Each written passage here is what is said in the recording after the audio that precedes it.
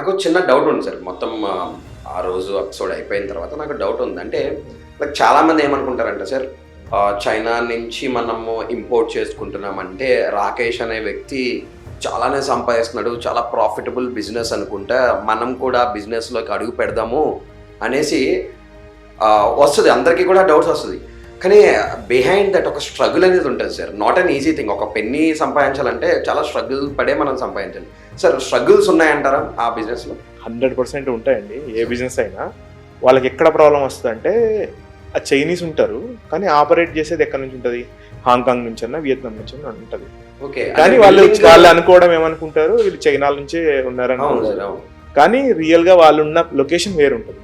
యాక్చువల్గా ఒక కంటైనర్ ఒకసారి ఒకరు ఆర్డర్ పెడితే డైరెక్ట్గా, అంటే ఇట్లా మాలాంటి మిడిల్ మ్యాన్ కానీ సోర్సింగ్ ఏజెంట్ కానీ ఇట్లా లేకుండా చేసినప్పుడు ఏం జరిగిందంటే, కంటైనర్ ఫిల్ చేసేసారు. ఓకే, ఇక్కడికి వచ్చింది, కస్టమ్స్ క్లియర్ చేసుకున్నారు, కస్టమ్స్లో జిఎస్టీ ఏదో ఇష్యూ ఉంటే మళ్ళీ దానికి పే చేసుకున్నారు.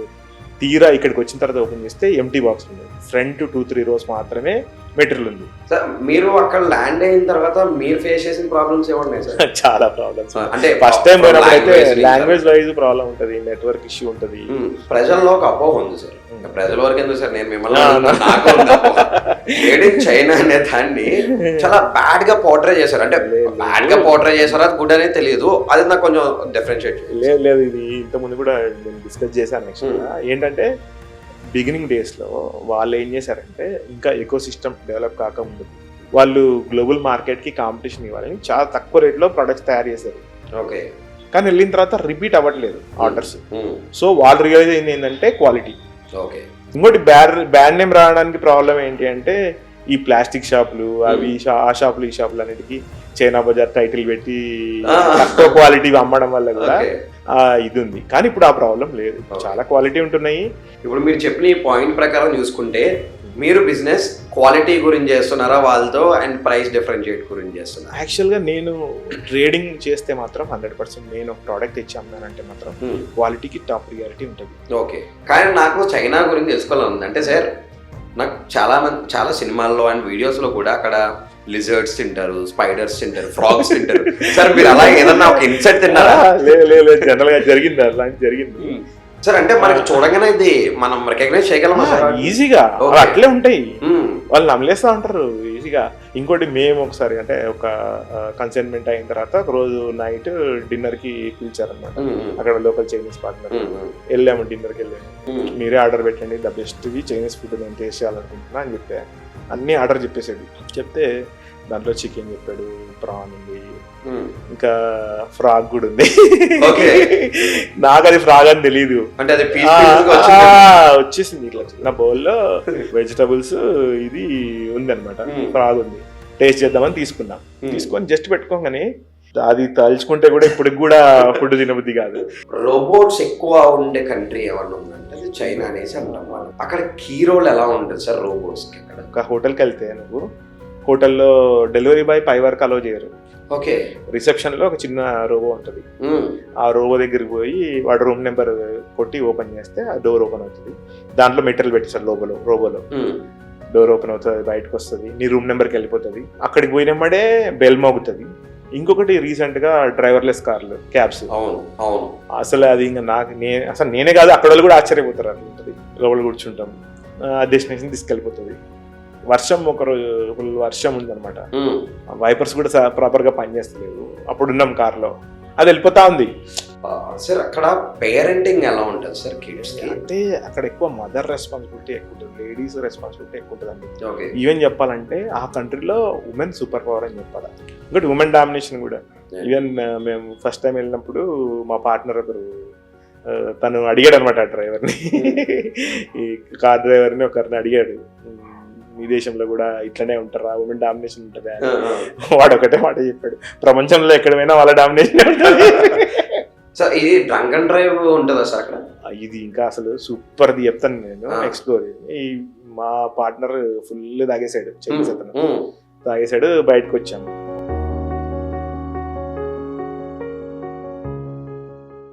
హాయ్, హలో, నమస్తే, వెల్కమ్ టు అనంతర మీడియా.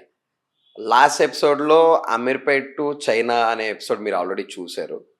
అండ్ చాలా మంది డౌట్స్ రైజ్ చేస్తున్నారు మా వ్యూవర్స్ అందరూ, లైక్ బిజినెస్ ఎలాగా అక్కడ ఇది చేయాలి అండ్ అక్కడి నుంచి ఎలా ఇంపోర్ట్ చేయాలనేసి. సో వాళ్ళ గురించి స్పెషల్గా ఈరోజు పార్ట్ 2 కూడా రిలీజ్ చేస్తున్నాము. నాతో పాటు రాకేష్ గారు ఉన్నారు. ఆయన్ని అడిగి తెలుసుకుందాము. మీ డౌట్స్ అన్ని కూడా ఆయన్ని అడిగి క్లారిఫై చేద్దాం.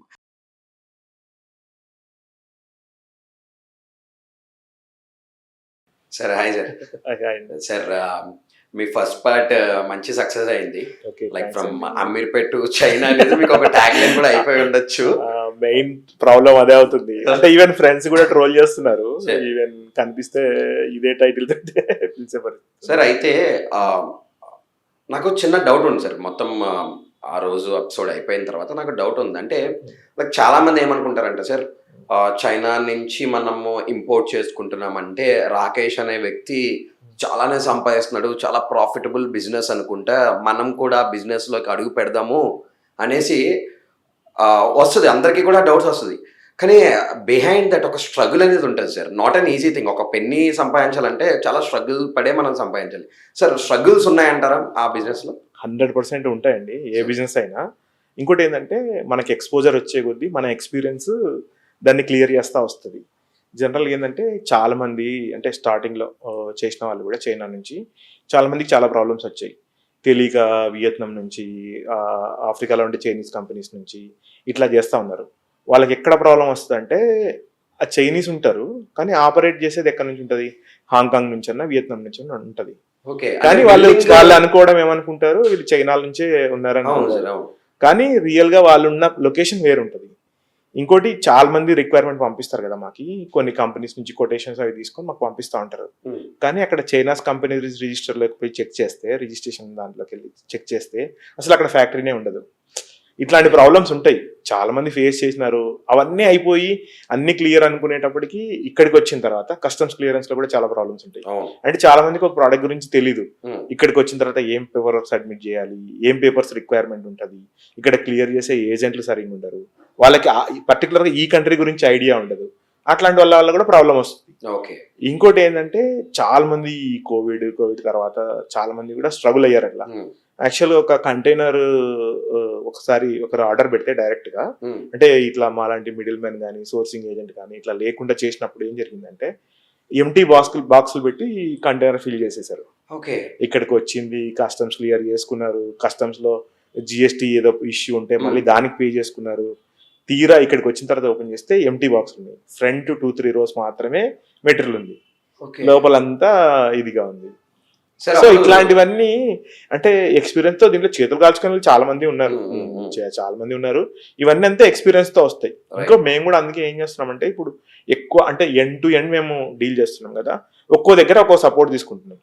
ఇప్పుడు అక్కడ సోర్సింగ్ లో ఒక కంపెనీ సపోర్ట్ తీసుకుంటే, లాజిస్టిక్స్ లో ఇంకో కంపెనీ సపోర్ట్ తీసుకుంటే, ఇక్కడ డెలివరీలో లోకల్ లాజిస్టిక్ పార్ట్నర్ ఒకరిని కలుపుకుంటే, ఇట్లా మొత్తం ఎంటైర్ చైన్ ఎక్స్పీరియన్స్ వల్ల మనం క్రాక్ చేయగలిగినాం కాబట్టి ఈరోజు ఈజీ ఉంది. లేకపోతే మనమే అన్ని చేయాలంటే ఇప్పుడు మీకు ఒకటే టైంలో మనమే 10 చేతులు 10 కాళ్ళు ఏముండవు కదా. సో అన్ని ప్రాబ్లమ్స్ ఉంటాయి కానీ మంచి మార్జిన్స్ ఉంటాయి. నేనేంటంటున్నా అంటే, మనం మేజర్గా ట్రేడింగ్ కంటే కూడా అంటే ఫ్యూచర్లో ఇక్కడ మనం మ్యానుఫ్యాక్చరింగ్ కెపాసిటీ పెంచుకోవడానికి ఏమేమి చేయొచ్చో అది చేయడం బెటర్. దానికోసం ఏంటంటే, ఇప్పుడు మార్కెట్ రీసెర్చ్ కోసం ఇప్పుడు ఉపయోగపడుతుంది. మీరు చేసే ట్రేడింగ్ కానీ ఇవన్నీ కూడా ఏంటంటే మీకు ఒక బేసిక్ ప్లాట్ఫామ్ బిల్డ్ అవుతుంది ఇక్కడ లోకల్గా. అయిన తర్వాత మీరు ఎప్పుడైతే క్వాంటిటీస్ స్టార్ట్ అవుతాయో అప్పుడు మీరు ఇక్కడ ఓన్ మ్యానుఫ్యాక్చరింగ్ యూనిట్ అక్కడ నుంచి మిషనరీ తెచ్చుకొని ఇక్కడ డిప్లాయ్ చేసుకుంటే మంచి రిజల్ట్ వస్తుంది. మెయిన్ ఫోకస్ అంతా కూడా దాని మీద పెట్టడం బెటర్.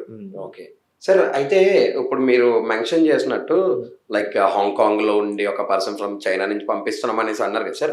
అంటే బిల్డింగ్ లో ఏదైతే మన షిప్మెంట్ బిల్డింగ్ వస్తుందో మీకు ఫ్రమ్ చైనా నుంచి అనేసి వస్తుందా సార్, లేదంటే ఇతను ఎవరైతే లొకేషన్ ఉన్నాడో ఆ లొకేషన్ దగ్గర నుంచి వస్తుందా సార్? ఇప్పుడు చాలా మంది మనమే ఉన్నాం. ఎగ్జాంపుల్ ఇప్పుడు బేగం బజార్ లో వాడి రీటైల్ అవుట్లెట్ ఉంటది, కానీ వాడి సోర్స్ కూడా ఎక్కడో శంషాబాద్ దగ్గర ఎక్కడో ఉంటది.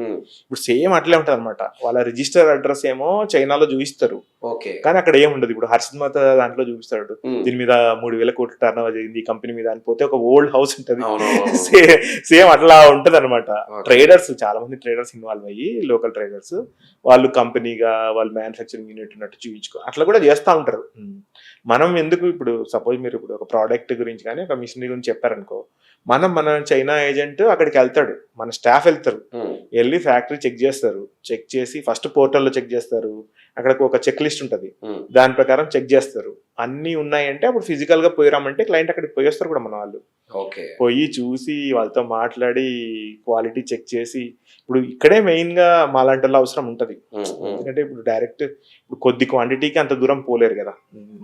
సో క్వాంటిటీ ఉంటే వెళ్ళొచ్చు, వర్కౌట్ చేయొచ్చు. ఇంకోటి ఎక్స్పెండిచర్ కూడా చిన్న క్వాంటిటీలకి వర్కౌట్ కాదు. Right sir. అండ్ ఇంకోటి ఏంటంటే సార్, నేను విన్నది అది వాస్తవమా అవాస్తవం అయితే నాకు తెలీదు, చైనాలో చైనీస్ పీపుల్ కి వాళ్ళ మదర్ లాంగ్వేజ్ తప్ప మనం ఇంగ్లీష్ లో మాట్లాడదాం అంటే వాళ్ళకి నాట్ ఒక్క వర్డ్ కూడా రాదనేసి అనుకున్నా, నాకు తెలిసింది. అది ఎంతవరకు కరెక్ట్ సార్? అది లేదు, ఇప్పుడు కొంచెం బెటర్ అయింది. స్టార్టింగ్ లో అది ప్రాబ్లం ఉంది, ఇప్పుడు కూడా ప్రాబ్లం ఉంది. ఓకే. ఇంకోటి ఏంటంటే అక్కడ గవర్నమెంటే రిస్ట్రిక్ట్ చేసింది. అంటే ఏంటి? ఫారిన్ లాంగ్వేజ్ మాట్లాడదు. ఈవెన్ ఒక బోర్డు కానీ, ఇప్పుడు బోర్డ్స్ అన్ని కూడా మారిపోతా ఉన్నాయి. అంటే 2 లాంగ్వేజ్లో ఉంటది అక్కడ. వాళ్ళు కంపల్సరీ, ఎందుకంటే వాళ్ళ కంట్రీ దాటిపోకూడదు, ఇక్కడే వాళ్ళ కంట్రీని డెవలప్ చేయాలని స్ట్రిక్ట్ రూల్స్ తోటి అట్లా చేశారు.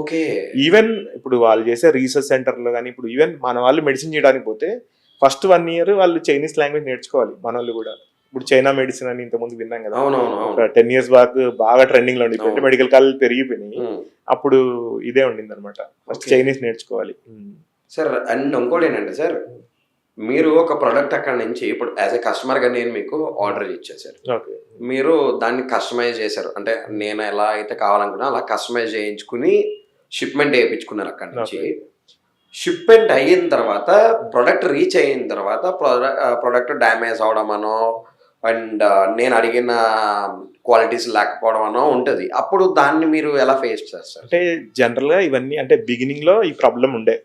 ఇప్పుడు ఏంటంటే ఇప్పుడు సపోజ్ మీరు ఒక ప్రోడక్ట్ చెప్పారు, తీసుకున్నారు, మీ స్పెసిఫికేషన్స్ మీ కస్టమైజ్ చేయించిన తర్వాత మన క్యూసీ టీం ఉంటారు, వాళ్ళు వెళ్ళి అక్కడ ఫిజికల్ గా చెక్ చేస్తారు, అనుకున్న స్టాండర్డ్ లో ఉందా లేదా, అది మనకు చెప్పిన మెటీరియల్ యూజ్ చేశారా లేదా, మనకు కావాల్సిన క్వాలిటీలో ఉందా లేదా అన్ని చెక్ చేస్తారు. చెక్ చేసిన తర్వాత దాని నుంచి ప్యాకింగ్ అవుతుంది. ప్యాకింగ్ అయిన తర్వాత కూడా ఏంటంటే మనం ఇప్పుడు మామూలుగా జనరల్ గా ఇక్కడ ఇండియాలో ఏమైతుందంటే డైరెక్ట్ కంటైనర్లోకి వెళ్ళిపోతుంది, అక్కడ అట్లా ఉండదు.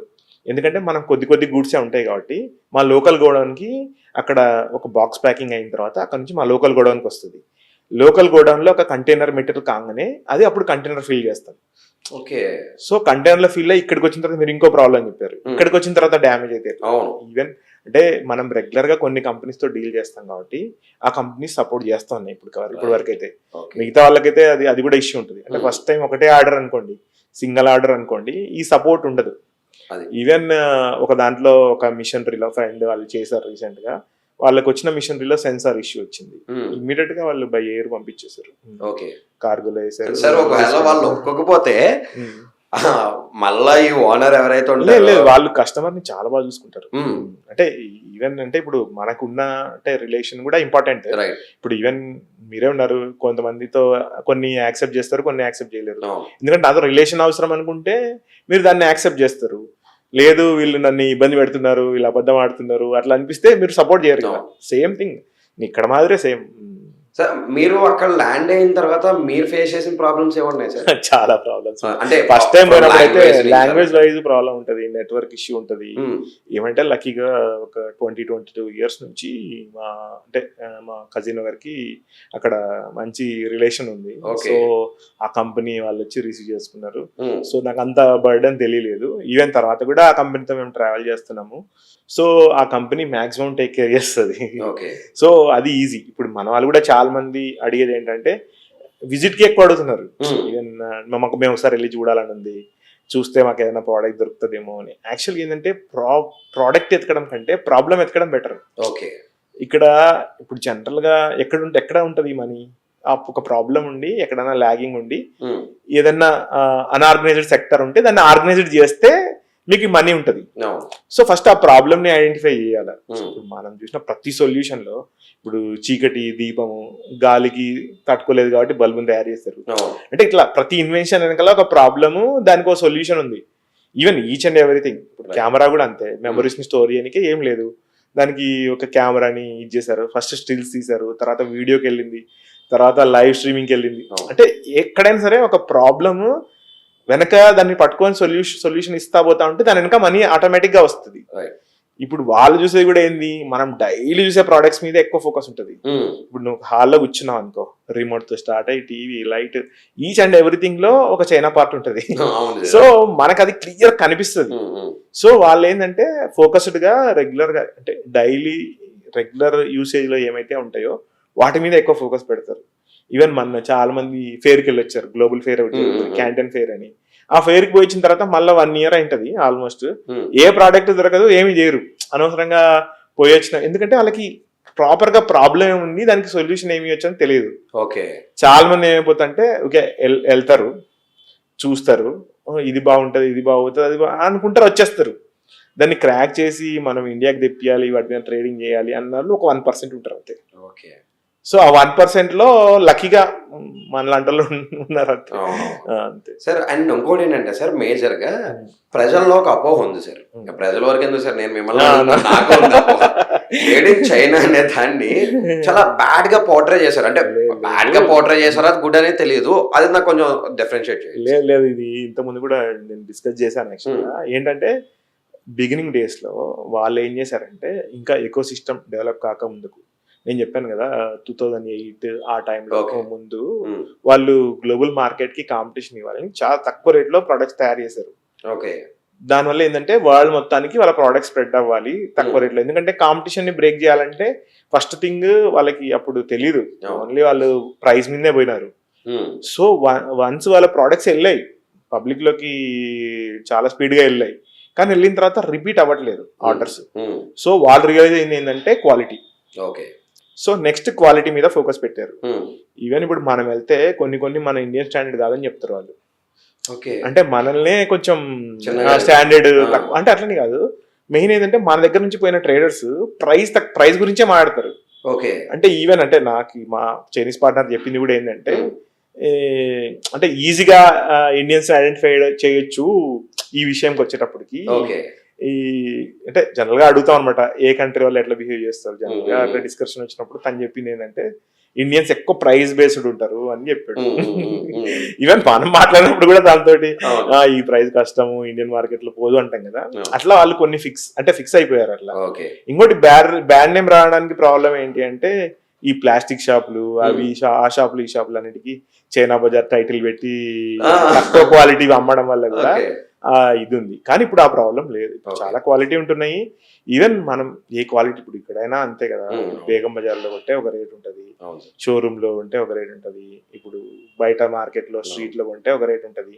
అక్కడ సేమ్ గన్ మనం స్ట్రీట్ లో కొనే క్వాలిటీ వేరే ఉంటది, షోరూమ్ లో కొనే క్వాలిటీ వేరే ఉంటది, మాల్ లో కొనే క్వాలిటీ వేరే ఉంటది.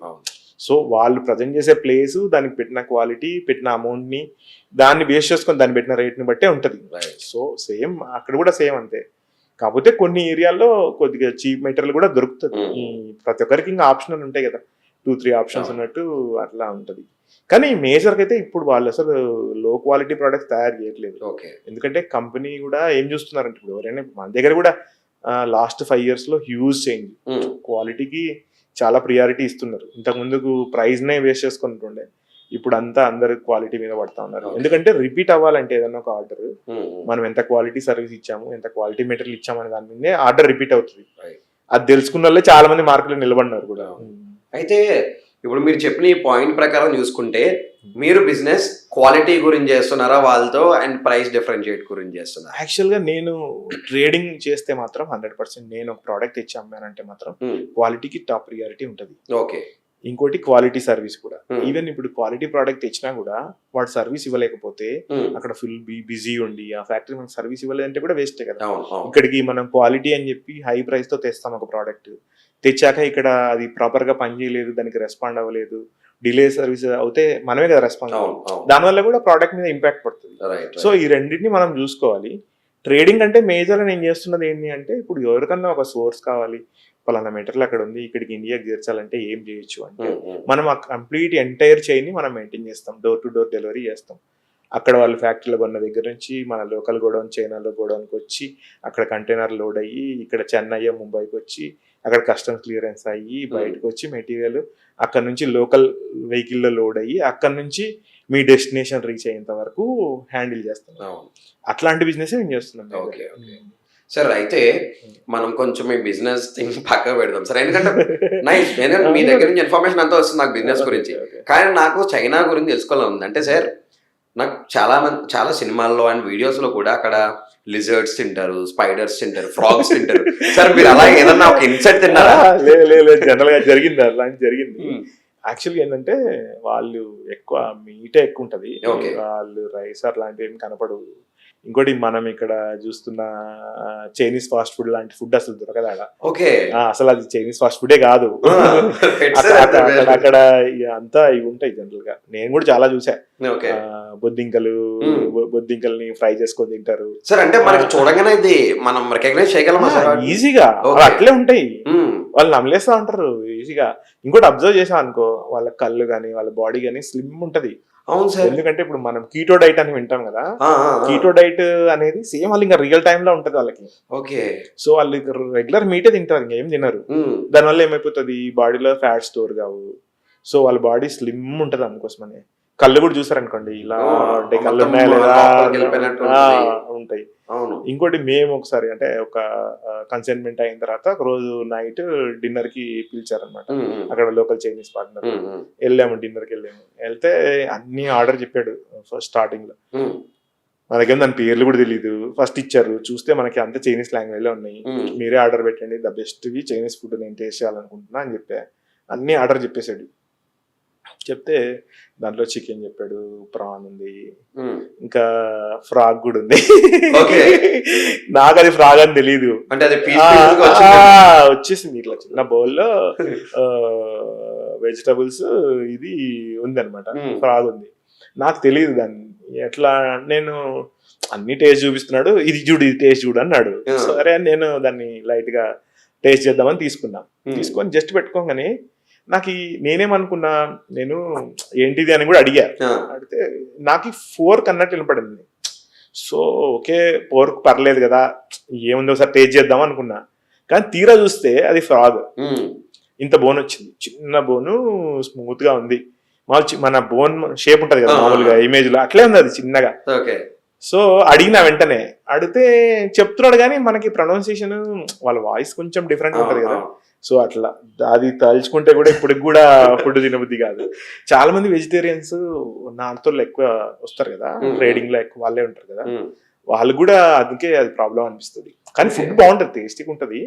అంటే చికెన్ కూడా చాలా బాగుంటాయి, టేస్ట్ చాలా బాగుంటాయి. ఎక్కువ స్పైసీ కూడా ఉంటది. మన అంటే మన తెలుగు స్టేట్స్ కి మ్యాచ్ అవుతుంది, ఇబ్బంది ఏం లేదు. కానీ నార్త్ వాళ్ళకి కష్టం, అంటే వాళ్ళకి ఆ స్మెల్ పడదు.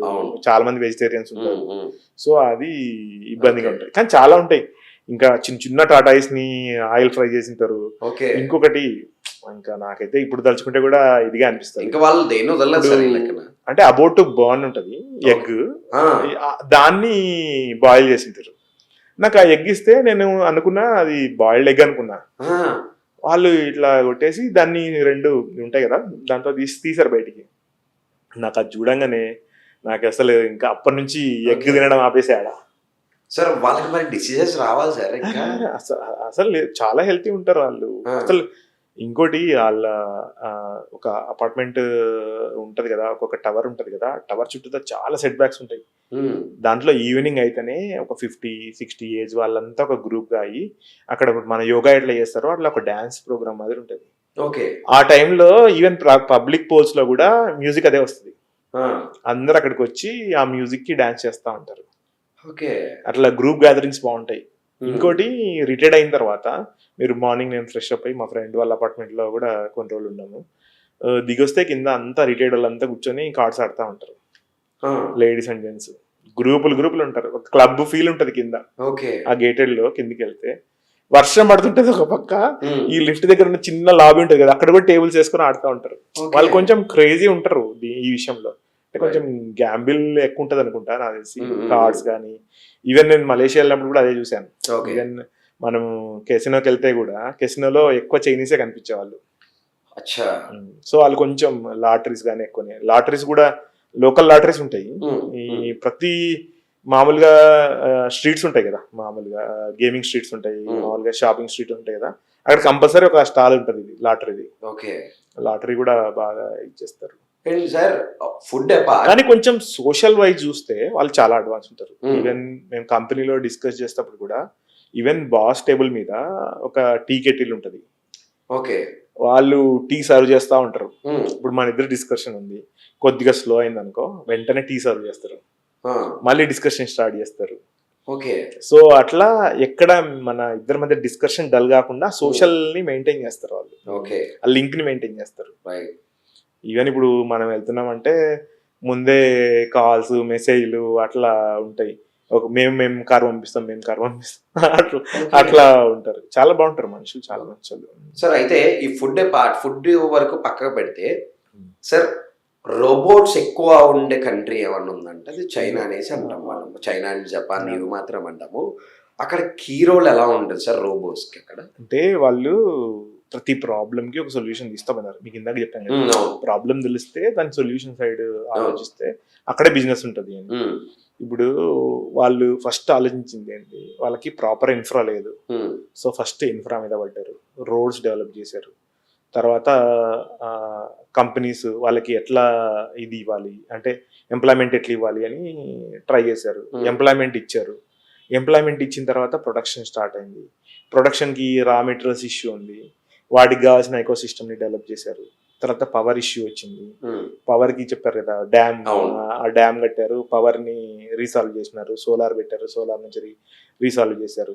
ఇవన్నీ అయిన తర్వాత గ్లోబల్ మార్కెట్ లో ప్రొడక్ట్ చేయడం అంటే ప్రొడక్షన్ స్టార్ట్ అయింది, సేల్స్ ఉంది, ప్రొడక్షన్ ఇంకా స్పీడప్ చేయాలి. ఓకే. అప్పుడు ఏమవసరమైంది, మ్యాన్ పవర్ వాళ్ళు అనుకున్న వేజెస్ కంటే పెరిగిపోయింది, వాళ్ళకి సఫిషియెంట్ వర్క్ ఉంది. నెక్స్ట్ రోబోట్స్ మీద డిపెండ్ అయ్యారు. సో ప్రతిదీ ఆటోమేషన్ వైపు. ఈవెన్ కొన్ని డార్క్ ఫ్యాక్టరీలో మనుషులే ఉంటారు. చాలా నామినల్గా ఎంత పెద్ద ఫ్యాక్టరీ, 1,00,000 SFT ఉన్న 1,00,000 స్క్వేర్ మీటర్స్ ఉన్న ఫ్యాక్టరీలో కూడా 30-40 మందే కనిపిస్తారు. సో అంత రోబో సిస్టమ్ ప్రకారం పోతా ఉంటది. అది ఇప్పుడు మనం చెప్పేది అంతా ఒక సెగ్మెంట్, అది అయిపోయింది. ఇంకా ఇప్పుడు ఎవరైతే ఇండస్ట్రీ సైడ్ ఇదంతా నేను చెప్పాను ఇప్పుడు. కానీ ఈవెన్ రెగ్యులర్ లైఫ్ లో కూడా ఈవెన్ ఇప్పుడు మసాజ్ చేయర్లు అది రోబో వర్క్ చేసినట్టే. ఇప్పుడు మన వాళ్ళు ఇండియాకి వచ్చేది కూడా మేజర్ గా అవే వస్తుంటాయి ఎక్కువ. ఇంకొకటి ఏంటంటే delivery system, local delivery system. ఇప్పుడు ఒక హోటల్కి వెళ్తే నువ్వు హోటల్లో డెలివరీ బాయ్ పై వరకు అలో చేయరు. ఓకే. రిసెప్షన్ లో ఒక చిన్న రోబో ఉంటది. ఆ రోబో దగ్గరికి పోయి వాడు రూమ్ నెంబర్ కొట్టి ఓపెన్ చేస్తే ఆ డోర్ ఓపెన్ అవుతుంది. దాంట్లో మెటీరియల్ పెట్టేసాడు రోబోలో. దానికి ఎట్లా ఉంటుంది అంటే చెప్తాను. ఆ రోబో వెళ్ళి లిఫ్ట్ ని యాక్సెస్ చేస్తుంది. ఓకే. లిఫ్ట్ దగ్గరికి వెళ్ళంగానే దాంట్లో ఉన్న కంట్రోలర్స్ దాన్ని గ్రౌండ్ ఫ్లోర్ తీసుకొస్తాయి. వెంటనే అది దాని లోపలికి పోతుంది. వెంటనే బటన్ కూడా ఇక్కడ నుంచే రిమోట్ యాక్సెస్ ఉంటుంది. So second floor third floor అంటే థర్డ్ ఫ్లోర్కి వెళ్తుంది, డోర్ ఓపెన్ అవుతుంది, బయటకు వస్తుంది, నీ రూమ్ నెంబర్కి వెళ్ళిపోతుంది. రూమ్ బెల్ తో ఇంటిగ్రేట్ అయి ఉంటుంది, ల్యాండ్ లైన్ లోపల ల్యాండ్ లైన్ తో ఇంటిగ్రేట్ ఉంటుంది. అక్కడికి పోయినప్పుడే బెల్ మోగుతుంది. రెస్పాండ్ కాలేదంటే ఒక 1-2 minutes లో నీకు వెంటనే కాల్ వెళ్తుంది లోపలికి. కాల్ వెళ్తే డోర్ ఓపెన్ చేసి నువ్వు అక్కడ QR ఉంటుంది, నీ ట్యాబ్ ఉంటుంది లోపల హోటల్లో, ఆ ట్యాబ్ స్కానర్ తో ఓపెన్ చేయగానే ఓపెన్ అవుతుంది. ఓకే. సో మళ్ళీ అది వెళ్ళిపోతుంది. నేను కొన్ని వీడియోస్ కూడా ఉన్నాయి నా దగ్గర, నేను అది కూడా పంపిస్తాను వీలైతే. అది కూడా అట్లా ఉంటది. అంటే ఇది ఒక్క దాని గురించి చెప్తున్నా. ఇంకొకటి రీసెంట్ గా డ్రైవర్లెస్ కార్లు, క్యాబ్స్. అసలు అది ఇంకా అసలు నేనే కాదు అక్కడ వాళ్ళు కూడా ఆశ్చర్యపోతారు, అట్లా ఉంటది. అది పర్టికులర్ గా ఎట్లా ఉంటది అంటే చాలా మంది ఎక్కడానికి ఇప్పుడు కూడా భయపడతారు. అసలు ఎవరు ఉంటారు, అది మనం బుక్ చేస్తే వచ్చి అపార్ట్మెంట్ ముందర ఆగి ఉంటది. మనం అక్కడ పోగానే స్కాన్ చేయగానే ఓపెన్ అవుతుంది, లోపల కూర్చుంటాం, ఆ డెస్టినేషన్ తీసుకెళ్ళిపోతుంది. అసలు ఎంత భయంకరంగా, ఎందుకంటే ఎవరుంటారు సార్ డ్రైవింగ్ సీట్ లో ఏముండదు, ఆటోమేటిక్ గా స్టీరింగ్ మూవ్ అయిపోతూ ఉంటది, లిటరల్లీ కారే మూవ్ అయిపోతుంది. ఇంకొకటి రీసెంట్ గా వర్షం, ఒకరోజు ఫుల్ వర్షం ఉందన్నమాట. వైపర్స్ కూడా ప్రాపర్ గా పనిచేస్తలేవు. అప్పుడు ఉన్నాం కార్ లో, అది వెళ్ళిపోతా ఉంది. ఎందుకంటే దానికి అద్దంతో అవసరం లేదు కదా, రైట్ రైట్ రైట్ అవి సెన్సార్స్ తో మూవ్ అవుతుంటది. దానికి ఏముంది, దానికి అసలు మొత్తం బ్లాక్ కోట్ వేసినా కూడా వెళ్ళిపోతుంది అది. మనకే భయం వేసేది. మేము ఇంకా మా పార్ట్నర్ లోకల్ గా డీల్ చేస్తాడో తనండి, భయ్యా దిగిపోదాం భయ్యా మనం ఫస్ట్. సార్ అది ఆప్షన్ ఉంటుంది సార్, అంటే ఆఫ్ ద వేలో మనం ఉంటది దాంట్లో స్టాప్ కొడితే మనం ఎమర్జెన్సీ స్టాప్ ఇట్లాంటివి ఉంటాయి, కొడితే ఆగిపోతుంది. ఇంకోటి ఆగడం అంటే ఇమీడియట్ గా ఆగదు, ఒక సేఫ్ ప్లేస్ చూసి. రైట్ రైట్ రైట్ రైట్ సరే. అండ్ అక్కడ ఈ పోలీస్ సెక్షన్ కూడా రోబోస్ వచ్చేసినాయని విన్నాను. అసలు మనుషులు పోలీసులు కనపడరండి అసలు. ఈవెన్ మాల్స్ లో రోబో పెట్రోలింగ్ ఉంటది, ఈవెన్ అన్ని ఇంటిగ్రేటెడ్ కెమెరాస్. ఈవెన్ ఇప్పుడు మన దగ్గర బెస్ట్ ఎగ్జాంపుల్ తిరుపతి చెప్తున్నా కదా. ఇప్పుడు తిరుపతిలో ఏమవుతుంది, మనం బయటకు వస్తేనే గుళ్ళ నుంచి వాళ్ళు ఇక్కడికి రావాలి, వీళ్ళు ఇక్కడికి రావాలి, తప్పిపోయిన అనౌన్స్మెంట్లు వస్తుంటాయి కదా. అసలు ఆడ ప్రాబ్లం ఉండదు. ఎంత పెద్ద ఇదైనా కూడా వాళ్ళ కంట్రోల్ యాక్సెస్ సిస్టమ్ బాగుందండి. ఇప్పుడు మీరు ఎంటర్ అయినారు అనుకోండి, మీరు ఎంటర్ అయ్యేటప్పుడు ఒక స్కానర్ ఉంటుంది. అంటే ఒక ఎక్స్పో గురించి చెప్తున్నాను నేను, మీరు డీటెయిల్స్ అన్ని ఇచ్చింటారు కదా, మీ ఫేస్ స్కాన్ అవుతుంది. ఇప్పుడు వాళ్ళు మీరు ఎక్కడున్నారో కనుక్కోవాలంటే వాళ్ళ కమాండ్ కంట్రోల్ రూమ్ లోకి పోయి మీ పేరు కొట్టంగానే మీరు ఎక్కడున్నారో ఆ కెమెరాకి లింక్ వెళ్ళిపోయి మిమ్మల్ని యాక్టివేట్ చేసి చూపిస్తుంది.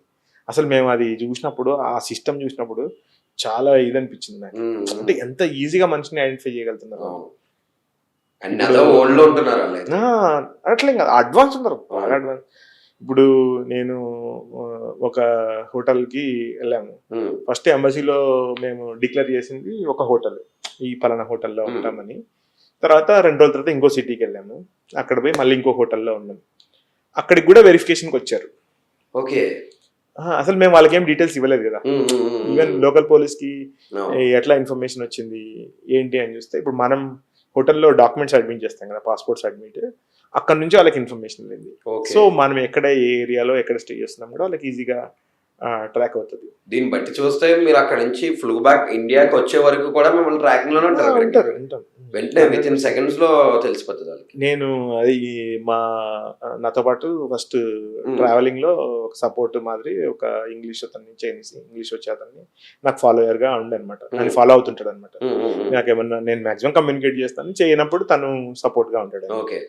సో తను నేను ఒక హోటల్, మామూలుగా ఒక అరబిక్ హోటల్కి తీసుకెళ్ళాడు. షవర్మా తిని ఇంకా మేము మాట్లాడుకుంటా, కాల్స్ మాట్లాడుతా, అన్ని రాసుకుంటా అట్లా ఉన్నాము. ఇంకా వచ్చేసాం, మర్చిపోయినాం, బిల్ పే చేయలేదు. ఆల్మోస్ట్ ఒక 50-60 కిలోమీటర్స్ వచ్చేసాం. వచ్చేసాక తనకు గుర్తొచ్చింది పే చేయలేదు మనం. వెంటనే మళ్ళీ 60 కిలోమీటర్స్ బ్యాక్ వెళ్ళి పే చేసి వచ్చాం. అంత రెస్పాన్సిబుల్ ఉన్నారు. ఎందుకంటే వాళ్ళని ట్రాక్ చేసే సిస్టమ్ కూడా ఉంది, వాళ్ళకి సోషల్ పాయింట్స్ అని ఉంటాయి. ఓకే. ఈవెన్ ఇట్లా మిస్బిహేవ్ చేస్తే ఈవెన్ వాళ్ళ ఫోటోని, ఇప్పుడు మనం ఆధార్తో ఎట్లా లింక్ అయినామో వాళ్ళ ఫేస్ రికగ్నిషన్ అంతా కూడా వాళ్ళ గవర్నమెంట్ తో ఉంటుంది, ఈజీగా ట్రాక్ చేయగలుగుతారు వాళ్ళు. ఓకే. ఈవెన్ ఒక క్యాబ్ అనమాట, అలీపే మాదిరి ఒక ఇది ఉంటది, దాంట్లో క్యాబ్ కూడా బుక్ చేయొచ్చు. క్యాబ్ బుక్ చేసుకొని ఒక సిటీకి వెళ్ళిన తర్వాత అది టోల్స్ లో వెళ్తున్నాం కాబట్టి 50 RMB ఎక్స్ట్రా ఇవ్వాలి అని చూపించింది. మనకు తెలీదు మనం. సో మనం ఏం చేసాము, ఆమె అడిగితే క్యాష్ ఆమె చేతికి ఇచ్చాం. 50 క్యాష్ ఆమెకి చేతికి ఇచ్చాం, డ్రైవర్ కి అడుగుతా ఉన్నారు ఆమెకి ఇచ్చాం. తీరా చూస్తే మళ్ళీ మాకు పేమెంట్ లో కూడా 50 కట్ అయింది. మేము కంప్లైంట్ చేస్తే ప్రతి క్యాబ్ లో ఒక డాష్ క్యామ్ ఉంటుంది, ఆ డాష్ క్యామ్ లో రికార్డ్ అవుతా ఉంటుంది. ఓకే. వెంటనే మాకు కాల్ వచ్చింది, కంప్లైంట్ చేయగానే కాల్ వచ్చి మీరు పర్మిషన్ ఇస్తే మేము కెమెరా యాక్సెస్ చేస్తాము అని అడిగారు. ఓకే వీఆర్ పర్మిటెడ్ అన్నాము. వెంటనే యాక్సెస్ చేశారు. యాక్సెస్ చేసి ఆమెతో కోఆర్డినేట్ చేశారు డ్రైవర్ తోటి. ఆ 50 రీఫండ్ వచ్చింది. ఇదంతా ఒక 1/2 అవర్ లో జరిగింది అంతే. మన దగ్గర ఒక కంప్లైంట్ ఇచ్చి దాంట్లో రీఫండ్ అవ్వాలంటే ఎంత టైం పడుతుంది, ఎన్ని గంటలు కాల్ వెయిట్ చేయాలి సార్? ఎన్నో గంటల వరకు ఎందుకు సార్? ఇప్పుడు ఐఆర్సిటిసిలో మనము కన్ఫర్మ్ అయిన టికెట్ ని క్యాన్సిల్ చేస్తే రీఫండ్ 5 to 7 బిజినెస్ డేస్ లో అవుతుంది. మనది ఇంకా మన దగ్గర ఆ సిస్టమ్ కూడా అట్లా చెప్తారు, మెసేజ్ రావడమే ఫస్ట్ మీకు ఒక 20 days లో రీఫండ్ అవుతుంది. ఆ 20 days లో వాడి దగ్గర మనీ లేకపోతే నెక్స్ట్ ట్రైన్ పోవాల్సిన పరిస్థితి. అదే కదా సార్. కానీ వాళ్ళైతే ఇంకా వేరే లెవెల్ అసలు.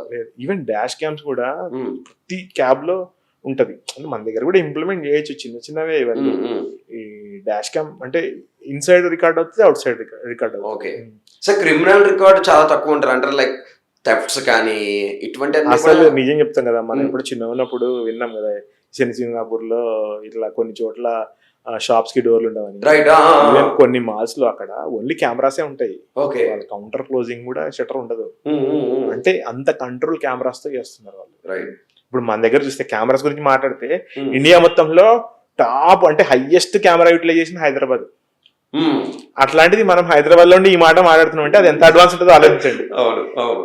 ఇప్పుడు మన దగ్గరే హైయెస్ట్. Correct sir. ఇండియాలో 28% కెమెరాస్ ఓన్లీ హైదరాబాద్ లో యూజ్ చేశారు ఇండియా మొత్తం మీద.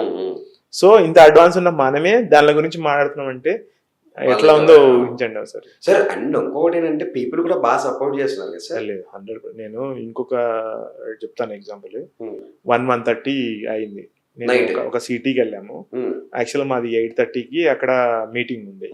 అయితే ఒక ట్రాఫిక్ జామ్ వల్ల మాకి ఆల్మోస్ట్ మేము రీచ్ అయ్యేదే 11కి రీచ్ అయ్యాం. అక్కడ డిన్నర్ చేసి మళ్ళీ రిటర్న్ 1.5 hour ట్రావెల్ చేసి 1:30 అయింది. అయితే నేను ఏం చేశాను, అన్ని టవర్స్ ఎట్లా ఉంటాయంటే సేమ్ మన ఇప్పుడు ఇక్కడ మన హైటెక్ సిటీ ఈ ఏరియాలో ఉంటది కదా, సత్వా ఈ ఏరియా మాదిరే ఉంటది. అన్ని గేటెడ్ కమ్యూనిటీస్ ఉంటాయి, అన్ని టవర్స్ సేమ్ సిమిలర్ ఉంటాయి, అన్ని అట్ టైం కట్టారు. నేను పొరపాటున వేరే ప్లేస్ లో దిగేశాను. ఓకే. దిగిన తర్వాత ఎవరిని హెల్ప్ అడగాల. 1:30 అయింది. ఒక మెడికల్ షాప్ మాదిరి ఉందనమాట. అక్కడ ఒక లేడీ ఉన్నారు, ఆమెకి ఆ చైనీస్ లో ఉన్న మెసేజ్ చూపించి నాకు ఈ గేట్ దగ్గర దింపండి అని చెప్పారు.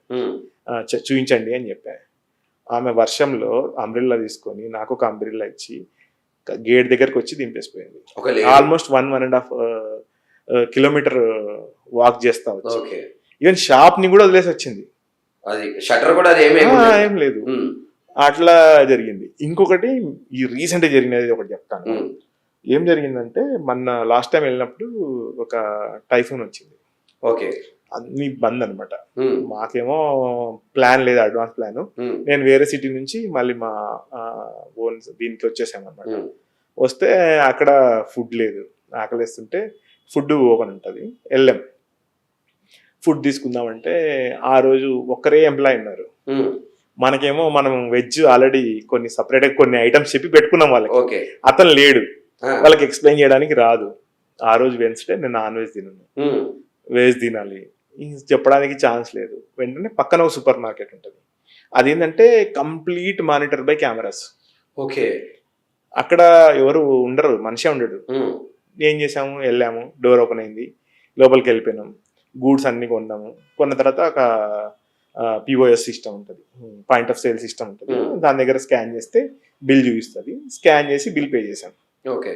అయితే ఇదంతా చెప్తా ఉంటది మైక్ లో, మీరు ఇది చేశారు, నెక్స్ట్ ఇది, నెక్స్ట్ డోర్ దగ్గర పోయి స్కాన్ చేయండి, స్కాన్ చేస్తే డోర్ ఓపెన్ అవుతుంది అని. ఓకే. ఆ స్కానర్ మాకు కనిపిస్తలేదు, మేము అక్కడ లోపల ఉండిపోయినాం, లాక్ అయిపోయినట్టు ఉంది మా ఫీలింగ్.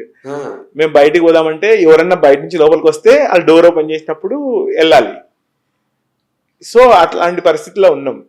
ఇంకా అదేమో చైనీస్ లో చెప్తుంది, ఇంగ్లీష్ లో చెప్తాను అట్లీస్ట్ మనం అర్థం చేసుకొని పోయి స్కాన్ చేసి డోర్ ఓపెన్ చేసుకొని రావచ్చు. అక్కడ ఒక కెమెరా ఉంది, 360 degrees కెమెరా. ఆల్మోస్ట్ ప్రతి కార్నర్ కవర్ అయితే కనిపిస్తా ఉంది అక్కడ డాష్ బోర్డ్ లో, వాళ్ళ మానిటర్ లో క్లియర్ కనిపిస్తా ఉంది, అంత సిస్టమ్ ఉంది. ఫైనల్ గా ఏం చేసామంటే ఒక చైనీస్ అతను వచ్చాడు, ఆయన వచ్చే లోపల మేము బయటికి పోలేకపోయినాం, ఇద్దరం ఉన్నాం కదా. సో మేము వెయిట్ చేసి ఆయన స్కాన్ చేసింది చూసి, ఆయనకు కూడా తెలీదు, ఆయన మాట్లాడుతున్నాడు దాంతో, ఒక స్పీకర్ తో మాట్లాడుతున్నాడు, ఏ ఇంటిగ్రేషన్ ఒక వాయిస్ స్పీకర్ ఉంది దాంతో మాట్లాడుతున్నాడు. స్కాన్ చేయని చెప్తుంది క్లియర్ గా, స్కాన్ చేయండి, స్కాన్ చేసిన తర్వాత బిల్ జనరేట్ అవుతుంది, ఆ బిల్ తీసుకొని పోయి స్కానర్ చూపెట్టండి అని. మేము మొబైల్లో స్కాన్ చేస్తే అవ్వట్లేదు, అదేంటంటే రిసిప్ట్ మనం పే చేసిన తర్వాత ఆ రిసిప్ట్ ని స్కాన్ చేస్తే అప్పుడు ఓపెన్ అవుతుంది అది. ఓకే. మనమేమో ఫోన్ తో ఆపరేట్ చేస్తున్నాం, ఫోన్ తో స్కాన్ చేయమంటే స్కాన్, మనం ఎంతసేపు ఆడ స్కానర్ ఉంది దాన్ని స్కాన్ చేస్తున్నాం, అవ్వట్లేదు. ఫైనల్ గా నిజం టెన్షన్ పడ్డాం కొంచెంసేపు, ఏముంది ఈడ కూర్చుందాం ఫిక్స్ అయిపోయినాము. అప్పుడు వచ్చారు, ఆయన కూడా ఏజ్డ్ అతను కూడా ఇంగ్లీష్ ఏం రాదు, మేము కమ్యూనికేట్ చేయడానికి కూడా ప్రాబ్లం ఉండేది. ఫైనల్ గా తను చూసి ఫాలో అయ్యి మేము బయటకు వెళ్ళిపోయినాం. చూసి నేను విన్నది ఏంటంటే సార్, చైనా అంత పెద్ద ఏరియా ఉంటుంది, దానికి పాపులేషన్ అంతా కూడా ఒక్క సైడ్ ఆఫ్ చైనాలోనే మాత్రమే. చెప్పింది కరెక్ట్, సేమ్. ఇప్పుడు మన అసలు నేను అదే చెప్తాను అనమాట, ఇప్పుడు మనది కంట్రీ మొత్తం ఇంత పెద్ద ఏరియా ఈక్వల్ గా స్ప్రెడ్ అయి ఉంటాం, కానీ దాంట్లో మాత్రం అట్లా ఉండదు. ఎందుకంటే దాదాపు 80% ఏరియా అంటే నార్త్ సైడ్ ఒక ఏరియా అంతా ఏముంటారు జనాలు, కంప్లీట్గా ఉన్నదంతా 80% ఈ కోస్టల్ ఎమ్మడే ఉంటారు. ఓకే. ఈ కోస్టల్ ఎమ్మడే వాటర్ కానీ ఉండడానికి అనుకూలమైన పరిస్థితి కానీ ఉంటుంది. ఆ పైన పార్ట్ అంతా ఎక్స్ట్రీమ్ చలి ఉంటుంది, ఎక్స్ట్రీమ్ ఇది ఉంటుంది, ఎండ ఉంటుంది. ఓకే. సో ఎక్కువ మంది ఉంటారు. దానివల్ల కూడా వాళ్ళకి ఏంటంటే వర్షాలు ఎక్కువ, విపరీతమైన వర్షాలు వస్తాయి అక్కడ ఆ ఏరియాలో. చలి ఉంటుంది, ఎండ ఉంటుంది, వర్షం పడుతుంది.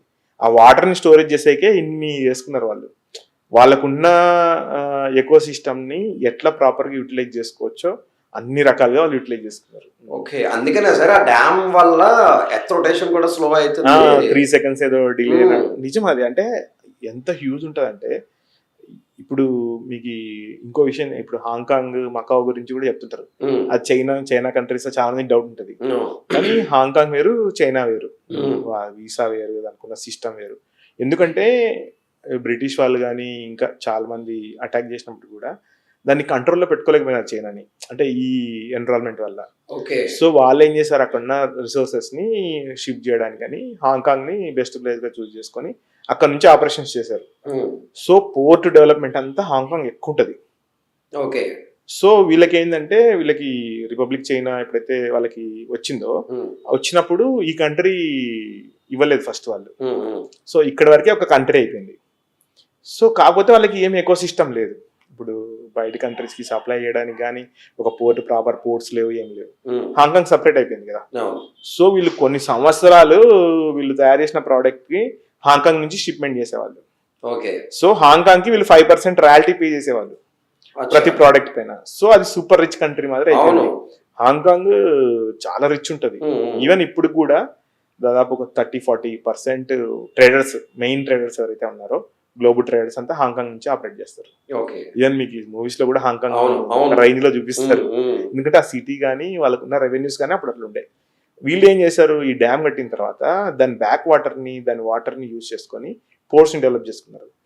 ఆల్మోస్ట్ ఇప్పుడు మనం చూస్తే, ఇప్పుడు అందరూ అంటారు కదా ఈ ఏరియా దీనికి ఫేమస్, ఈ ఏరియా దీనికి ఫేమస్ అని. అవన్నీ ఎందుకు వచ్చాయంటే ఇవన్నిటికీ పోర్ట్ యాక్సెస్ ఇచ్చాడు.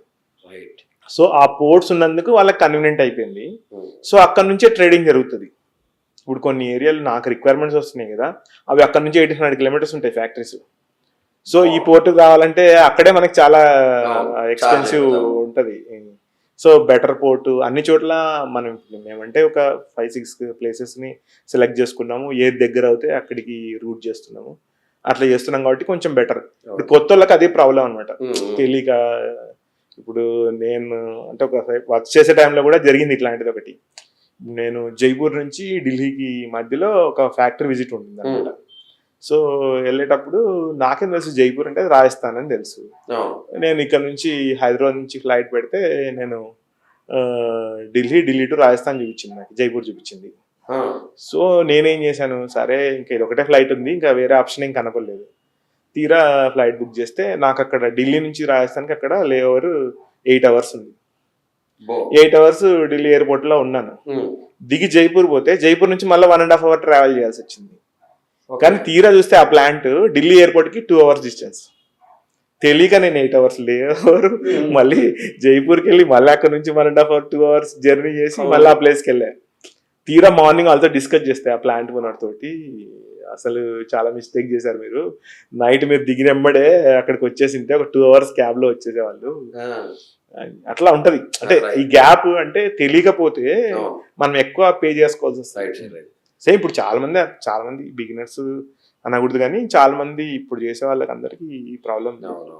సార్ అంటే ఇంకోటి ఏంటంటే మేజర్ ఇప్పుడు ప్రెసెంట్ ఇష్యూస్ ఏంటంటే చైనాకి ఎవరు వెళ్దామన్నా సరే వీసాస్ రిజెక్షన్ ఎక్కువ అవుతున్నాయి అనేసి. అంటే వీసాస్ రిజెక్షన్ ఇప్పుడు ఎక్కువైనాయి. ఈ లాస్ట్ 1 month భయంకరంగా రిజెక్ట్ అయినాయి. చాలా మంది అసలు గెస్ కూడా చేయలేదు పాపం. అంటే వాళ్ళ సిస్టమ్ అంతా అప్డేట్ అవుతుంది. ఇంకా ముందుకు ఏంటంటే చాలా సెక్యూర్ సిస్టమ్ ఉండేది. ఇండియాకి అంత లిబరల్ గా వీసాలు ఉండేది కాదు, అంటే హై సెక్యూర్ ఉండేది. ఇప్పుడు కొంచెం లిబరల్ అవుతుంది కదా, ఆన్లైన్ చేస్తున్నారు వాళ్ళు. సో దానివల్ల ఈ 1.5 month లో ఎక్కువ రిజెక్షన్స్ అట్లా ఉన్నాయి. నాకు తెలిసి 27th అట్లా అంతా రీఫార్మ్ అవుతా అనుకున్నారు. అయితే అప్పటి నుంచి కొంచెం ఫ్రీ అవ్వచ్చు, కొంచెం యాక్సెస్ వస్తుంది. కానీ కొంచెం నాది పెంచుతారు అనుకుంటా కూడా, అంటే డిమాండ్ పెరిగింది కదా, వీసా ఫీజు కూడా పెంచొచ్చు అని అంటున్నారు. సార్ ఇప్పుడు వీసా రిజెక్ట్ అయితే దానికి మనం పే చేసిన అమౌంట్ అంతా కూడా పోయినట్టు, రిఫండ్ ఏం రాదు. ఓకే, అండ్ మీరు మరి ఏం రాదని చెప్తున్నారు, మీకు ఎంత పోయిందో అది చెప్పట్లేదు. నాకేం లేదు, నాదేం రిజెక్ట్ కాలేదు. కానీ రీసెంట్ గా ఒక క్లయింట్ ఒకరు ఉన్నారు, వాళ్ళది జరిగింది. నాకు తెలిసి మేము అంటే ఒక 5-6 అప్లై చేస్తే ఏదో ఒకటి పోయి, అంటే 10:1 ఉండేది, 10 అప్లై చేస్తే ఒకటి పోయేది. కానీ మొన్న ఒక క్లయింట్ ఒక 5 చేస్తే 3 రిజెక్ట్ అయ్యాయి. అది చాలా సార్ ఎంత సార్ వీసా కాస్ట్ ఎంత సార్? అంటే మామూలుగా అంటే స్పీడ్ అంటే ఫాస్ట్ ట్రాక్ చేసాం వాళ్ళది, దానివల్ల కూడా కొంచెం ఎక్కువ పడ్డది. ఓకే, అంటే 2 రకాలు ఉంటది, నార్మల్ అప్లై చేయొచ్చు, ఫాస్ట్ ట్రాక్ అప్లై చేయొచ్చు. ఫాస్ట్ ట్రాక్ లో కొంచెం ఛార్జ్ ఎక్కువ ఉంటుంది. ఎకో సిస్టమ్ మాట్లాడుకున్నాము, ఫుడ్ అయిపోయింది సార్. అక్కడ పేరెంటింగ్ ఎలా ఉంటుంది సార్ కిడ్స్ కి? అంటే అక్కడ ఎక్కువ మదర్ రెస్పాన్సిబిలిటీ ఎక్కువ ఉంటుంది, లేడీస్ రెస్పాన్సిబిలిటీ ఎక్కువ ఉంటుందండి. ఈవెన్ మెన్ అంతా ఫ్యాక్టరీస్ అక్కడ వర్క్ చేస్తే, ఉమెన్ అంతా మార్కెటింగ్, షోరూమ్ హ్యాండ్లింగ్ ఉంటుంది. ఈవెన్ చెప్పాలంటే ఆ కంట్రీలో ఉమెన్ సూపర్ పవర్ అని చెప్పాలి. ఓకే, యాక్చువల్ గా పేరెంట్స్ ని చూసుకోవడం వాళ్ళే చూసుకుంటుంటారు. అంటే నేను ఎక్కడ చూసినా ఉమెన్ టేక్ కేరే ఎక్కువ కనపడ్డది. పిల్లల్ని వాళ్ళు పార్క్ కానీ ఎక్కడికి తీసుకొచ్చినా కూడా, మాల్స్ లో కానీ ఎక్కడికి వెళ్ళినా కూడా మదర్ ఎమ్మడి పిల్లలు. ఇంకోటి ఏంటంటే కొంచెం ఇండియన్ కల్చర్ బాగా కనిపిస్తుంది, అంటే పేరెంట్స్ ని టేక్ కేర్ చేయడం కూడా. ఈవెన్ అంటే ఎక్కువ మదరు డాటరు, వాళ్ళ డాటర్ సన్ కనిపిస్తారు. అసలు నాకు తెలిసి వీళ్ళు కనపడరు, మెన్ కనపడరు. ఓకే, ఎందుకంటే మెన్ అంతా పార్టీస్, తర్వాత ఫ్యాక్టరీస్ ఈ టైప్ లోనే ఉంటారు. వెరీ రేర్ అంటే మెన్ కనిపించడం. అంటే ఎక్కువ ఫ్రంట్ ఫేస్ లో వీళ్ళే ఉంటారు. ఇంకోటి ఉమెన్ డామినేషన్ కూడా. ఈవెన్ మేము ఫస్ట్ టైం వెళ్ళినప్పుడు మా పార్ట్నర్ ఒకరు తను అడిగాడు అనమాట ఆ డ్రైవర్ని, ఈ కార్ డ్రైవర్ని ఒకరిని అడిగాడు, మీ దేశంలో కూడా ఇట్లనే ఉంటారా, ఉమెన్ డామినేషన్ ఉంటుందా అని. వాడు ఒకటే మాట చెప్పాడు, ప్రపంచంలో ఎక్కడ పోయినా వాళ్ళ డామినేషన్ ఉంటుంది. అట్లా ఉమెన్ డామినేషన్ ఎక్కువ. ఈవెన్ పేరెంటింగ్ కూడా, పిల్లల్ని టేక్ కేర్ చేయడం వాళ్ళే కనిపిస్తుంటది. ఈవెన్ వాళ్ళ పేరెంట్స్ ని కూడా వీళ్ళే కనిపిస్తూ ఉంటారు. ఇంకోటి ఎక్కువ గ్రూప్ గా ఉంటారు వాళ్ళు కూడా, అంటే సింగిల్ గా. ఇప్పుడు వేరే కంట్రీస్ మన ఇండియా మాదిరే ఎక్కువ గ్రూప్ గా అనిపిస్తారు. అండ్ టైమింగ్ విషయం గురించి కూడా వస్తే చాలా పంక్చువల్ గా ఉంటారు అనేసి అసలు మేజర్ చాలా మంది అనుకుంటారు కదా, ఒక 1 వీక్ వస్తే సరిపోద్ది అని. 1 వీక్ లో ఏమి ఎక్స్ప్లోర్ చేయలేని. ఓకే, ఎందుకంటే ఇప్పుడు వాళ్ళకి టైమింగ్స్ చాలా స్ట్రిక్ట్ ఉంటాయి. అంటే మార్నింగ్ 10కి ఓపెన్ అవుతుంది, 1 నుంచి 2 వరకు బ్రేక్ ఉంటుంది. 1 నుంచి 2 వరకు ఉన్న బ్రేక్ లో వాళ్ళు రెస్ట్ తీసుకోవడం కూడా. అంటే ఇప్పుడు ఎట్లా ఉంటదంటే, ఒక ఆఫీస్ టేబుల్ ఉంటుంది కదా, టేబుల్ కింద ఒక చిన్న బెడ్ ఉంటుంది, ఫోల్డబుల్ది. అది ఓపెన్ చేసుకొని పడుకుంటారు. ఆ టైంలో నువ్వు ఫ్యాక్టరీ విజిట్ అంటే కూడా వాళ్ళు అలో చేయరు. సో మళ్ళీ 6 అంటే 6 క్లోజ్ అయిపోతుంది. ఇప్పుడు మన దగ్గర ఇప్పుడు రాణిగంజ్ ఇట్లా ఏరియాకి పోయినామంటే, బేగం బజార్ ఇట్లా ఏరియాకి పోయినామంటే 6 తర్వాత మార్కెట్ ఫుల్ బిజీ ఉంటది. ఎందుకంటే ఆ ట్రాన్స్పోర్ట్, ఆ ఊరికి వేయాలి, ఈ ఊరికి వేయాలి, వెహికల్స్, ఆటోలు లోడ్ అవుతుంటే అంతా గందరగోళం ఉంటది. 11-11:30 వరకు నైట్ ఉంటది.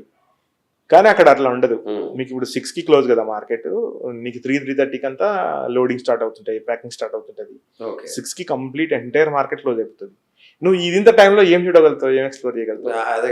ఇప్పుడు మార్నింగ్ నీకు 10 to 1, ఇక్కడ మళ్ళీ 2 to 6, ఈ 4 hours పైన ఒక 4 hours, 8 hours లో నువ్వు ఎక్కడ ఎక్స్ప్లోర్ చేయగలుగుతావు?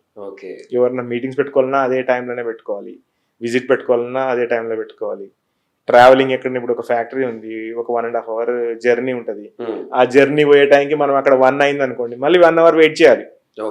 2 తర్వాత విజిటింగ్ ఉంటది. అట్లా టైం పోద్ది ఎక్కువ.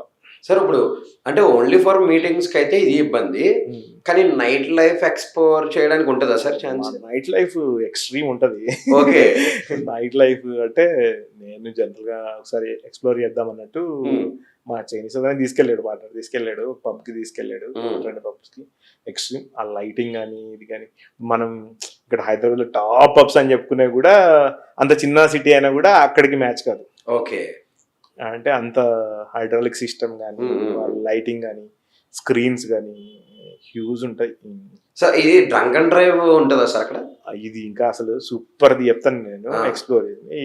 మా పార్ట్నర్ ఫుల్ తాగేసాడు, చైనీస్ అతను తాగేసాడు, బయటకు వచ్చాము. వాళ్ళంతా డ్రైవర్స్ కి ఒక జాకెట్ ఉంటుంది, మన పోలీస్ జాకెట్ ఎట్లా ఉంటుందో అట్లా జాకెట్ ఉంటుంది. వాడి దగ్గర ఒక చిన్న బైస్కిల్ లాంటిది ఉంటుంది, ఎలక్ట్రిక్ బైక్ ఉంటుంది. వాడు వచ్చి అడిగాడు, అడగగానే ఇతను ఓకే చేసాడు. చేస్తే ఆ బైక్ తీసుకొచ్చాడు, ఫోల్డ్ చేశాడు, డిక్కీ ఓపెన్ చేసి డిక్కీలో పెట్టేశాడు. అంత పోర్టబుల్ ఉంది అది. ఇట్లా ఫోల్డ్ చేస్తే ఇంత అయిపోయింది అది. దాన్ని తీసి డిక్కీలో పెట్టుకున్నాడు, మమ్మల్ని డ్రాప్ చేసి మళ్ళీ డిక్కీ ఓపెన్ చేసుకున్నాడు, మళ్ళీ అది ఓపెన్ చేసుకొని వచ్చేసాడు.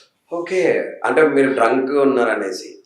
డ్రంక్ ఇప్పుడు బయటకు వస్తేనే ఇప్పుడు డ్రైవర్స్ మనకి ఇప్పుడు కొన్ని యాప్స్ ఉన్నాయి కదా, మనం డ్రైవర్ని బుక్ చేసుకుంటాం కదా, అట్లా డ్రైవర్ బయట ఉంటాడు, వాడికి ఒక బైక్ ఉంటది, అది పోర్టబుల్ ఉంటుంది, అది ఫోల్డ్ చేసేసి డిక్కీలో పెట్టుకొని మన కార్లోనే వస్తాడు వాడు మనతో పాటు, రిటర్న్ మళ్ళీ రావాలి కదా వాడి ఇక్కడ. సో దాన్ని వాడుకుంటాడు. ఓకే, అంటే అంత అట్లాంటి సిస్టమ్ లో ఉన్నారు వాళ్ళు. కానీ బాగుంది జర్నీ అంతా కూడా బాగుంది. అండ్ చాలా కొత్త విషయాలు చెప్పారు ఈ పోడ్కాస్ట్. పబ్బుల్లో కూడా ఎట్లా ఉంటదంటే డిస్కషన్ డల్ గా అనియరు. ఓకే, వాళ్ళు ఇంకేమంటే మేము డ్రింక్ చేయం కాబట్టి కొంచెం మాకు కొంచెం ఇబ్బందిగా ఉండింది, కానీ ఆ డ్రింక్ చేసే వాళ్ళకి అసలు సూపర్ గా ఉంటది. వాళ్ళు వివత్సంగా తాగుతూ ఉంటారు. అంటే ఇప్పుడు మనం స్లో అయింది అనుకోండి డిస్కషన్, వెంటనే చేసేసానే అందరు ఒక్కొక్క షార్ట్ తీసుకొస్తారు, ట్రేస్ వస్తూనే ఉంటాయి షార్ట్స్ ఇస్తారు, మళ్ళీ దాన్ని ఇది చేస్తారు, మళ్ళీ హైప్ చేస్తారు, ఇట్లనే ఉంటది. సౌండ్ కూడా చాలా, అంటే వాళ్ళ సాంగ్స్ అన్ని కొంచెం డిఫరెంట్ గా ఉంటాయి. సో బాగా ఎంజాయ్ చేస్తారు వాళ్ళు, లైఫ్ ని ఎంజాయ్ చేస్తారు. వర్క్ విషయంలో అట్లే ఉంటారు, ఎంజాయ్మెంట్ లో అట్లే ఉంటారు. Right right sir. సరే, చాలా ఇంట్రెస్టింగ్ విషయాస్ అండి చెప్పారు. అండ్ ఎవరన్నా కొత్తగా ఎక్స్ప్లోర్ చేద్దామంటే కూడా వాళ్ళకి హింట్ ఇచ్చారు. ఈవెన్ మనం కూడా అంటే ఎవరైనా అట్లా ఎక్స్ప్లోర్ చేయాలనుకుంటే కూడా వాళ్ళకి సపోర్ట్ చేద్దాం. కాకపోతే ఏంటంటే మరీ బిఎస్ నాలెడ్జ్ కూడా లేకుండా కొంతమంది అడుగుతున్నారు, సో అది కొంచెం ఇబ్బందిగా ఉంది. మల్టిపుల్ కాల్స్ వస్తూ ఉన్నాయి. వాటిలో ఏంటంటే వాళ్ళు ఫస్ట్ అంటే వాళ్ళు ఏ ఎకో సిస్టమ్ లో ఉన్నారు, అంటే వాళ్ళ చుట్టూతున్న నెట్వర్క్ ఎట్లా ఉంది. ఇప్పుడు మొన్న ఒకరు కలిశారు, అసలు తన కోర్ నెట్వర్క్ వదిలేసి బయట ఎక్స్ప్లోర్ చేయాలంటాడు. ఓకే, మాట్లాడిన తర్వాత నాకు అర్థమైంది ఏంటంటే వాళ్ళ రిలేటివ్స్ అంతా పౌల్ట్రీ ఇండస్ట్రీలో ఉన్నారు. దాని రిలేటెడ్ ఎక్స్ప్లోర్ చేయడానికి చాలా ఉంది, చాలా ప్రొడక్ట్స్ చేసుకోవచ్చు ఆయన. కానీ ఆయన దాని గురించి వదిలేస్తున్నాడు. నన్ను ఏదైనా ప్రోడక్ట్ చేయాలన్నా బిజినెస్లు బాగాలేవు అది ఇది అని మాట్లాడుతున్నాడు. నేను తీరా చూస్తే వాళ్ళ రిలేటివ్స్ అంతా పౌల్ట్రీ బిజినెస్ లో ఉన్నారు, లేయర్స్ చేస్తున్నారు, మామూలుగా ఇది చేస్తున్నారు, అట్లా ఉన్నారు. సో దాని రిలేటెడ్ ఎక్విప్మెంట్ కానీ, దాని ఈ ఫీడింగ్ సంబంధించిన ఎక్విప్మెంట్ కానీ, వ్యాక్సిన్లు కానీ ఏదైనా చేయొచ్చు, కానీ అది వదిలేస్తున్నాడు ఆయన. ఎందుకంటే వాళ్ళ కోర్ సెగ్మెంట్ నెగ్లెక్ట్ చేస్తున్నారు. అట్లా ఒకరొకరు ఇప్పుడు నేను మాట్లాడినప్పుడు నాకు తెలిసింది అదే అనమాట. ఇప్పుడు వాళ్ళ చుట్టూతా ఎట్లాంటి పరిస్థితుల్లో ఉన్నారు, ఎక్కడ ఈజీగా బిజినెస్ సక్సెస్ అయ్యే ఛాన్స్ ఉంది, అది తెలుసుకొని మనల్ని అప్రోచ్ అయితే కొంచెం ఈజీ ఉంటుంది. వాళ్ళు ప్రోడక్ట్ ఐడెంటిఫికేషన్ లో ఉంటే వద్దు, ప్రాబ్లమ్ ని ఐడెంటిఫై చేస్తే మంచి రిజల్ట్ వస్తుంది. అదొకటే మెసేజ్ ఇద్దాం అనుకుంటా. అంటే అట్లా కాదు, టూ మెనీ కాల్స్ చాలా మంది ఫీల్ అయ్యిండొచ్చు కూడా మేబీ.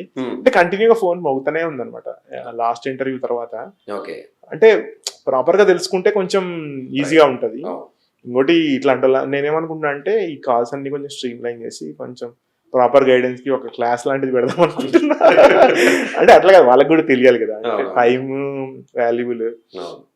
ఇంకోటి ఏంటంటే రెగ్యులర్ కాల్స్ మిస్ అయిపోయింది దానివల్ల, అంటే రెగ్యులర్ బిజినెస్ కాల్స్ మిస్ అయినాయి. సో కొంచెం thank you so much sir. Thanks అండి. That's it. చూసారు కదా అక్కడ లైఫ్ స్టైల్ ఎలా ఉంటుంది, అక్కడ ఫుడ్ ఎలా ఉంటుంది, అండ్ బిజినెస్ మనం ఏ రకంగా చేయొచ్చు అనేసి రాకేష్ గారు ఎంత బాగా చెప్పారో. అండ్ నెక్స్ట్ ఎపిసోడ్ కూడా చేద్దాము, అండ్ దాంట్లో లైక్ ఫర్నిచర్ గురించి అండ్ ఎలక్ట్రానిక్ గూడ్స్ గురించి ఇంకా ఎలాబరేటెడ్గా చేద్దాము. Until then stay tune for Anantaram media.